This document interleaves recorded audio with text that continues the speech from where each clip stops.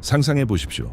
거대한 크루즈 여객선, 사람들과 불빛, 그리고 오락거리로 가득 찬 진정한 떠다니는 도시가 갑자기 12점 폭풍의 한가운데에 놓이게 됩니다. 바로 어제만 해도 승객들은 걱정 없는 휴가를 꿈꾸고 있었습니다. 수영장 옆에서의 칵테일, 저녁 쇼, 아침까지의 춤. 하지만 한순간에 모든 것이 변합니다. 파도는 닫힌 건물보다 더 높이 솟아오르고 배의 선체는 엄청난 압력 아래에서 삐걱거리기 시작하며 내부에서는 패닉이 커집니다. 이것은 더 이상 휴가가 아닙니다. 이것은 생존을 위한 싸움입니다. 오늘 우리는 크루즈 여객선이 바다의 완전하고 무자비한 힘에 직면했을 때 실제로 어떤 모습인지 보여줄 것입니다. 타이타닉호의 침몰 이후로 크루즈 산업은 알아볼 수 없을 정도로 변했습니다. 현대의 여객선은 거대한 공학적 구조물이며 모든 것이 있는 물 위의 진정한 도시입니다. 절묘한 레스토랑, 호화로운 스파, 브로드웨이 수준의 연극 공연, 첨단 기술의 카지노. 사람이 가능한 한 편안함을 느끼고 자신이 끝없는 바다 한가운데에 있다는 것을 잊을 수 있도록 모든 것이 창조되었습니다. 그러나 이 안전의 환상 뒤에는 가혹한 현실이 놓여 있습니다. 바다는 길들일 수 없는 힘으로 남아 있습니다. 그것은 예측할 수 없고 무자비하며 가장 현대적인 여객선조차도 단 몇 분 만에 자신의 손안의 장난감으로 만들 수 있습니다. 네, 배에는 첨단 안정장치, 내비게이션, 그리고 제어 시스템이 장착되어 있습니다. 하지만 진짜 폭풍 앞에서는 그들은 여전히 자신들이 취약하다는 것을 알게 됩니다. 수천 명의 승객이 탄 여객선이 폭풍의 진원지에 들어가면 호화로움은 즉시 사라집니다. 최근까지 휴가를 즐기던 승객들은 갑자기 두 발로 서서 살아남는 것이 가장 중요한 상황에 처하게 됩니다. 의자와 테이블이 바닥을 가로질러 미끄러지기 시작하고 유리 칸막이가 산산조각 나며 깨진 창문을 통해 물이 안으로 침투합니다. 안전해 보였던 모든 것이 위협으로 변합니다. 응급 상황에 대처하도록 훈련된 승무원은 무슨 일이 일어나고 있는지 통제하기 위해 가능한 모든 것을 합니다. 하지만 경험 많은 선원들조차도 자연의 힘이 가져오는 혼란에 면역이 되지는 않습니다. 바다에서의 상황이 얼마나 위험한지 이해하기 위해 선원들은 보퍼트 척도를 사용합니다. 이것은 19세기 초에 영국 제독 프랜시스 보퍼트 경이 만든 시스템입니다. 이것은 바람의 세기와 바다의 상태를 0에서 12까지의 척도로 추정할 수 있게 해줍니다. 0은 절대적인 고요함, 매끄러운 수면입니다. 하지만 척도의 다른 쪽 끝인 12점은 이미 허리케인이며 그곳에서 바람은 시속 73마일을 초과하고 파도는 46피트 이상의 높이에 도달합니다.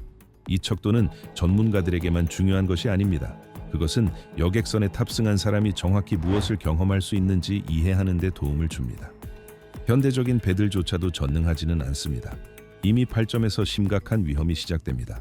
바람은 시속 40마일 이상으로 가속되고 파도는 최대 25피트의 높이에 도달합니다. 배는 급격히 기울기 시작하고 배 안을 이동하는 것은 극도로 어려워집니다. 10점에서는 상황이 더욱 악화됩니다. 바람은 시속 63마일로 강해지고 파도는 40피트에 도달합니다. 이 순간에 선박은 물을 들이기 시작할 수 있으며 승객들은 선실을 떠나는 것이 금지됩니다. 하지만 12점은 이미 극단적인 지점입니다. 허리케인. 그러한 조건에서는 가장 첨단 기술의 여객선조차도 심각한 손상을 입거나 안정성을 잃을 위험을 감수합니다. 때로는 유일한 탈출구가 대피입니다. 구명 보트로 또는 헬리콥터를 수단으로 하여. 2018년 1월 여객선 노르웨지안 브레이크어웨이가 뉴욕을 떠나 바하마로 항로를 정합니다. 선상에는 따뜻한 휴가를 기대하는 수천 명의 사람들이 있습니다. 하지만 대신에 그들은 소위 폭탄 사이클론이라고 불리는 것, 가장 위험한 겨울 폭풍 중 하나를 만나게 됩니다. 선장은 항로를 변경하지 않고 폭풍을 곧장 통과하기로 결정합니다. 나중에 이 결정은 빗발치는 비판을 야기할 것입니다. 배는 자연의 힘의 진원지에 놓이게 됩니다. 최대 40피트의 파도, 시속 최대 125마일의 돌풍. 사람들은 문자 그대로 갑판을 가로질러 내동댕이 쳐집니다. 가구가 미끄러지기 시작하고 문이 부서져 나가며 창문이 갈라지고 산산조각 나며 물이 안으로 침투합니다. 여객선은 얼음덫으로 변합니다. 그것은 눈과 얼음으로 덮이게 되고 긴 고드름이 난간에 매달립니다. 강한 기울기가 사람들을 넘어뜨립니다. 그들은 버티기 위해 잡을 수 있는 것은 무엇이든 붙잡습니다. 접시들이 선반에서 날아가고 일광욕 의자들이 바람의 압력 아래에서 부서집니다. 일부 승객들은 복대서 밤을 보내야만 합니다. 그들의 선실이 침수되었기 때문입니다. 다른 사람들은 심한 요동과 메스꺼움 때문에 방을 떠날 수조차 없습니다. 사람들은 침대에서 떨어지고 부상, 골절, 뇌진탕을 겪습니다. 두려움이 너무 커서 많은 사람들이 며칠 동안 연달아 구명조끼를 벗지 않습니다. 물이 바닥을 침수시키고 천장을 타고 흘러내리며 엘리베이터 통로로 침투합니다. 승무원은 임시 방편의 수단, 수건, 옷, 담요으로 물줄기를 막으려고 시도합니다. 하지만 이것은 거의 소용이 없습니다. 승객들은 명확한 정보 없이 남겨집니다. 그들이 할 수 있는 전부라고는 기다리고 두려워하며 소셜 네트워크에 메시지를 쓰는 것뿐입니다. 완벽했어야 할 휴가가 진정한 얼음 지옥으로 변합니다. 2005년 2월 14일 여객선 그랜드 보이저가 튀니지를 떠나 바르셀로나를 향합니다. 모든 것이 완벽했어야 했습니다. 낭만적인 여행, 축제 분위기, 촛불을 켠 저녁 식사, 그리고 바다 한가운데에서의 진짜 동화 같은 느낌. 하지만 대신에 승객들은 그들의 인생에서 가장 끔찍한 날 중 하나를 받게 됩니다. 선박이 발레아레스 해에 들어가자마자 그것은 갑자기 거대한 폭풍에 덮입니다. 파도가 굉음과 함께 배의 선수에 충돌하며 52피트까지 솟아오릅니다. 충격이 너무 강해서 선교의 창문이 견디지 못합니다. 유리가 산산조각 나고 물이 안으로 쏟아져 들어옵니다. 전기 시스템이 고장 나고 배는 문자 그대로 전력이 없는 상태로 남겨집니다. 엔진과 안정 장치 없이 그랜드 보이저는 자연의 힘의 손안에 있는 장난감이 됩니다. 선박은 급격히 기울어 사람들과 승무원들을 갑판을 가로질러 내동댕이치고 가구가 제자리에서 뜯겨 나가며 파편과 유리가 방 안을 날아다닙니다. 매 분마다 패닉이 커집니다. 승객들은 무리지어 모여 기도하고 누군가는 울고 누군가는 다른 사람들을 도우려고 시도합니다. 많은 사람들이 부상을 입습니다. 그들은 넘어지고 벽과 실내 물품에 부딪힙니다. 의료팀은 한계까지 일하지만 자원이 부족합니다. 시간은 고통스럽게 길게 끌리고 폭풍은 약해지지 않습니다. 그리고 그때 선장은 어려운 결정을 내립니다. 조난 신호를 보내는 것입니다. 두 척의 구조선이 돕기 위해 파견되지만 성난 바다 때문에 그들은 가까이 갈 수 없습니다. 24시간 후에야 자연의 힘이 놓아주기 시작합니다. 승무원은 간신히 엔진 하나를 시동하고 배는 천천히 거의 능력의 한계에서 사르데냐의 칼리아리 항구를 향해 나아갑니다. 여객선이 항구에 도착했을 때 그것이 무엇을 겪었는지 분명해집니다. 깨진 창문, 뒤집힌 가구, 침수된 방들. 여러 승객들이 병원으로 가지만 가장 중요한 것은 모두가 살아남았다는 것입니다. 그리고 많은 사람들에게 이것은 이미 진정한 기적입니다. 2019년 3월 3일 여객선 노르웨지안 이스케이프가 뉴욕을 떠나자마자 거대한 대서양 폭풍의 진원지에 놓이게 됩니다. 선상에는 4,000명 이상의 사람들이 있으며 그들 중 누구도 여행이 그러한 시험으로 시작될 것이라고 예상하지 못했습니다. 파도가 굉음과 함께 선체에 충돌하며 승객들이 폭발에 비유하는 둔탁한 쿵소리를 일으킵니다. 배는 마치 압력을 견딜 수 없는 것처럼 진동합니다. 어느 시점에서는 창문이 갈라지고 산산조각 나기 시작하며 파편이 방 안을 날아다니고 가구가 위험한 발사체로 변합니다.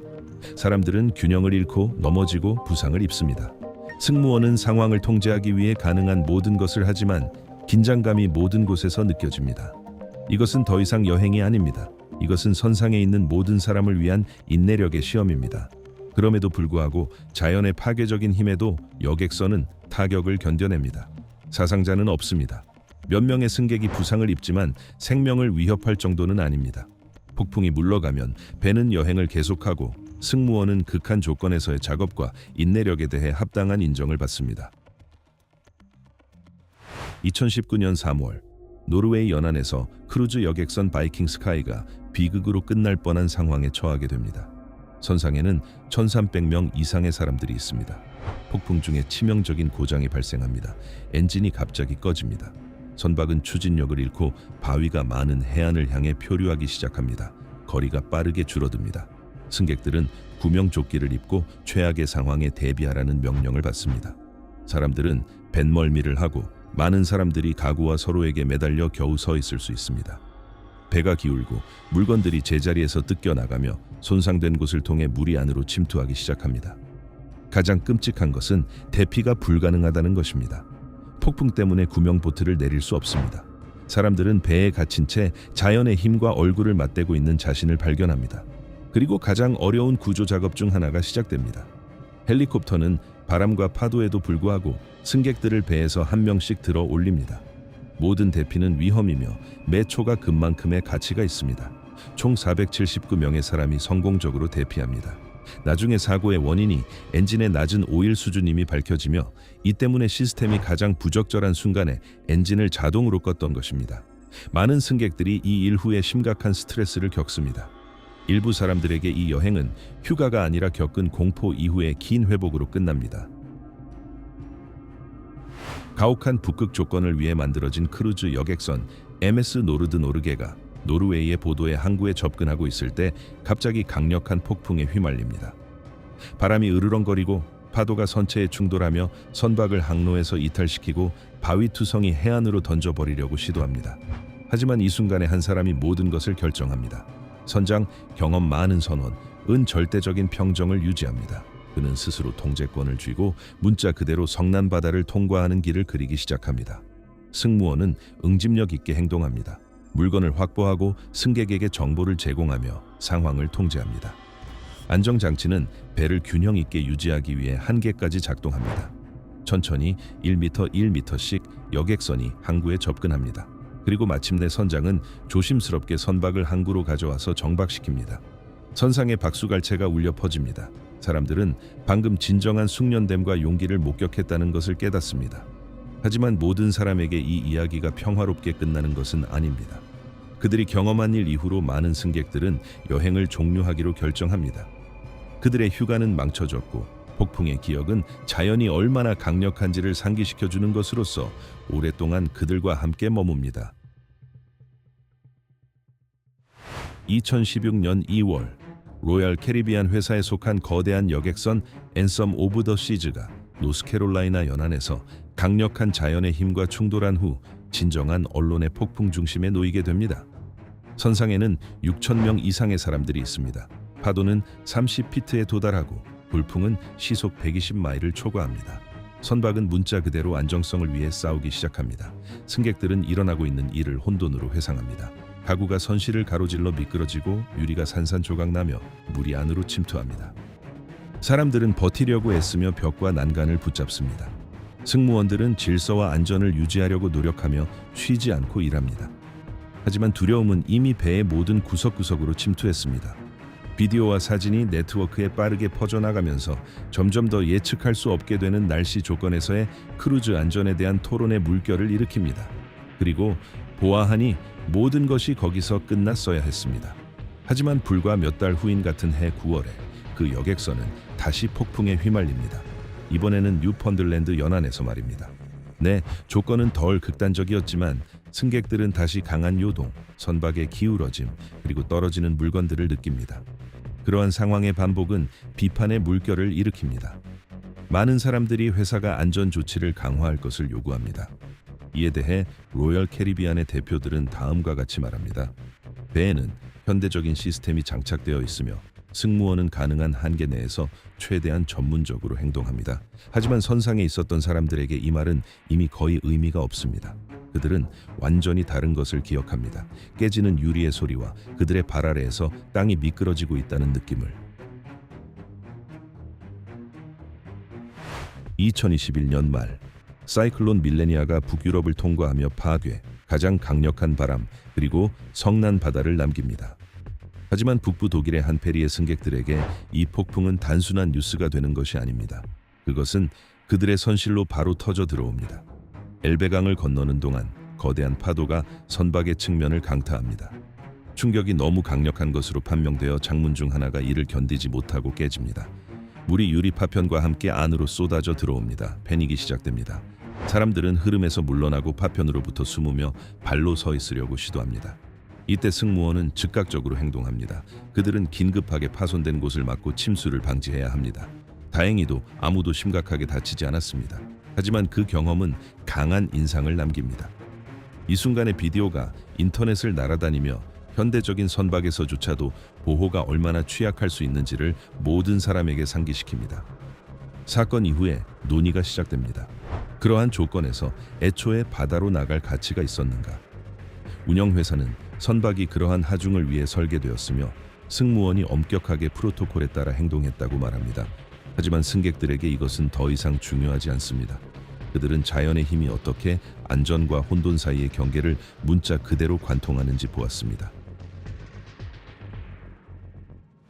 2023년 5월 여객선 카니발 선샤인이 바하마로의 항해를 마치고 찰스턴 항구로 돌아오고 있습니다.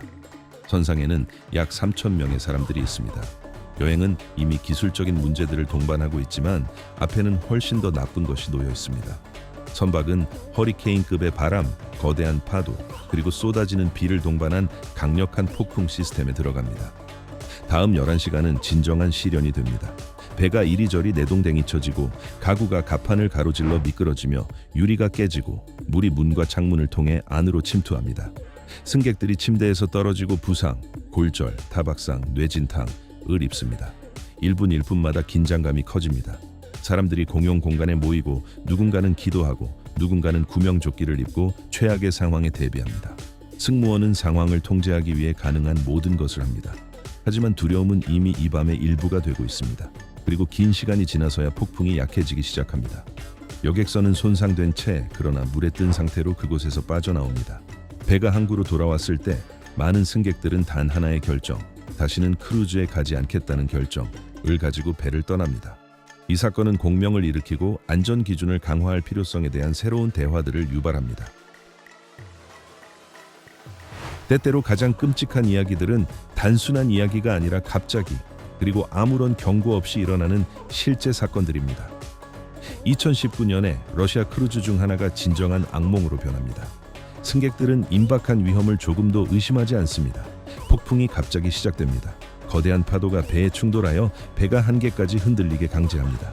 가구가 움직이기 시작하고 물건이 떨어져 부서지며 사람들은 균형을 잃습니다. 패닉이 즉각적으로 퍼집니다. 많은 사람들이 심각한 부상을 입습니다. 승무원은 상황을 안정시키려 시도하고 긴급 조치를 도입하며 선박의 통제권을 위해 싸웁니다.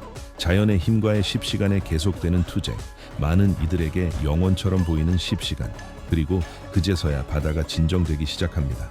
선박이 안정되고 승객들은 안전한 장소로 이송됩니다. 하지만 이 경험은 그들과 영원히 함께 머뭅니다.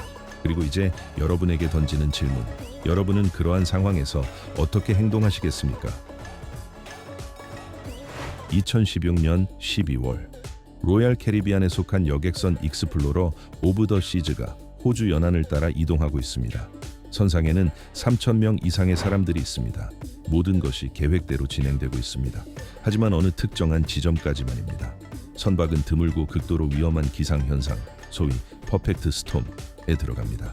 허리케인급의 바람과 30피트 이상의 높은 파도가 배에 충돌하여 배를 자연의 힘과의 투쟁의 투기장으로 변모시킵니다. 하지만 그것은 문제의 절반일 뿐입니다. 이 일 직전에 노로바이러스, 위장관에 영향을 미치는 극도로 전염성이 강한 감염의 발생이 선상에서 갑자기 일어납니다. 수백 명의 승객과 승무원들이 이미 몸이 좋지 않음을 느낍니다. 그리고 이제 폭풍입니다. 질병과 성난 바다의 조합은 상황을 진정한 지옥으로 변모시킵니다. 배가 흔들리고 가구가 방 안을 날아다니고 접시가 깨지고 물이 안으로 침투합니다. 사람들은 발로 일어설 수조차 없습니다. 많은 사람들이 선실에 갇혀 있습니다. 밖으로 나가기에는 너무 약해졌기 때문입니다. 공공구역에서는 승객들이 함께 모이고 누군가는 기도하며 누군가는 단순히 일어나고 있는 일이 지나가기를 기다리려고 시도합니다. 승무원은 자신들의 건강 악화에도 불구하고 통제력을 유지하려고 노력하며 계속해서 일합니다. 하지만 의료 서비스는 과부하가 걸립니다. 동시에 너무 많은 피해자와 아픈 사람들이 있기 때문입니다.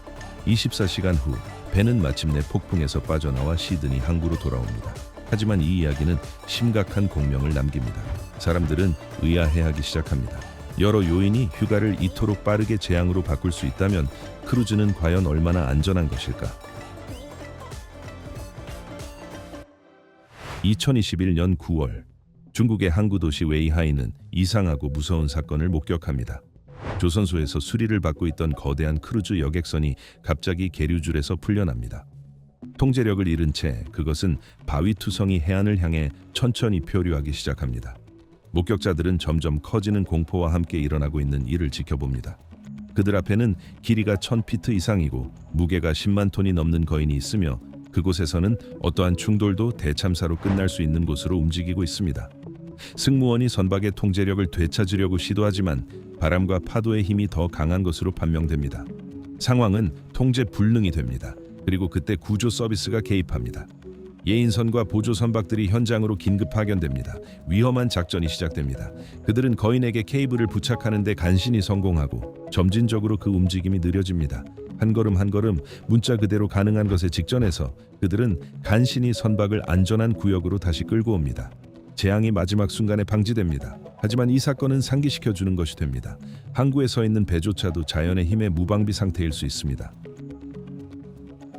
2016년 2월 프랑스의 셰르부르에서 더블린으로 항해를 하던 페리 MS 엡실론이 폭풍 이모젠의 진원지에 놓이게 됩니다.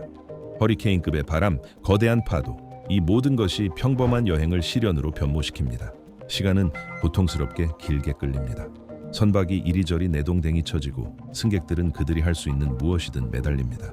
가구와 수화물이 갑판을 가로질러 움직이고 접시가 깨지며 사람들은 심각한 뱃멀미로 고통받습니다. 내부에는 두려움과 긴장감입니다. 승무원의 경험에도 불구하고 배는 심각한 손상을 받습니다. 날아간 창문, 뜯겨나간 문, 선체의 손상을 통해 물이 안으로 침투합니다. 엔진은 자연의 힘에 대항하여 선박을 유지하려고 시도하며 한계까지 작동합니다. 그리고 때로는 그것이 단순히 견디지 못할 것처럼 보입니다. 하지만 24시간의 투쟁 끝에 MS 엡실론은 여전히 더블린에 도달합니다. 승객들은 해안으로 올라가며 많은 사람들이 충격 상태에 있습니다. 하지만 가장 중요한 것은 그들이 살아있다는 것입니다. 그리고 이 순간에 그들의 발 아래에 있는 단단한 땅은 믿을 수 없을 만큼 가치 있는 무언가처럼 보입니다. 2019년 8월 여객선 인디펜던스 오브 더 시즈가 플로리다의 포트 캐너버럴에 서 있습니다. 보아하니 안전한 장소인 것 같습니다. 하지만 자연의 힘은 다르게 결정합니다. 아무런 경고 없이 거대한 폭풍이 시작됩니다. 쏟아지는 비, 돌풍, 심지어 윤고름에 대한 보고까지. 몇 분 안에 배는 심각한 충격을 받게 됩니다.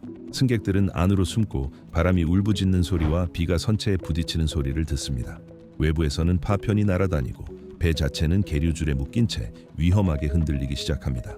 모든 것에도 불구하고 선박은 견뎌냅니다. 손상은 최소화된 것으로 판명되고 심각한 부상은 없습니다. 하지만 이 에피소드는 가장 중요한 것을 보여줍니다. 항구에서조차도 당신은 완전히 안전하다고 느낄 수 없다는 것입니다. 2019년 12월 여객선 카니발 글로리가 멕시코의 코스멜 항구에 접근합니다. 정상적인 작업, 계류입니다. 하지만 바다가 개입합니다. 강한 해류와 파도는 선박을 올바른 위치에 유지하는 것을 어렵게 만듭니다. 승무원의 경험에도 불구하고 배는 예측할 수 없게 행동하기 시작합니다. 그리고 어느 시점에서 충돌이 발생합니다. 카니발 글로리는 같은 회사의 또 다른 여객선, 이미 부두에 있는 카니발 레전드와 충돌합니다. 6명의 사람이 가벼운 부상을 입습니다. 그들은 의료센터에서 진찰을 받습니다. 회사는 손상을 평가하고 보고합니다. 선박들은 여전히 운항 가능합니다. 목격자들은 기상 조건이 조작을 심각하게 복잡하게 만들었다고 언급합니다. 이 사례는 보여줍니다. 통제된 상황에서조차 자연은 그 자체의 조정을 할 수 있다는 것을. 경험 많은 승무원조차도 때로는 초가 모든 것을 결정하는 위치에 처하게 됩니다. 바다는 실수를 용서하지 않습니다. 그것은 기술에 굴복하지 않으며 편안함과 호화로움을 인정하지 않습니다. 이러한 각각의 사례는 가장 현대적인 여객선조차도 자연이 규칙을 지시하는 세계에서는 단지 손님으로 남을 뿐이라는 것을 상기시켜 줍니다. 그리고 아마도 여기서의 주요 질문은 여전히 열려 있습니다. 당신은 바다가 무엇을 할 수 있는지 알면서도 여행을 갈 준비가 되셨습니까? 시청해 주셔서 감사합니다. 그리고 다음 이야기에서 뵙겠습니다.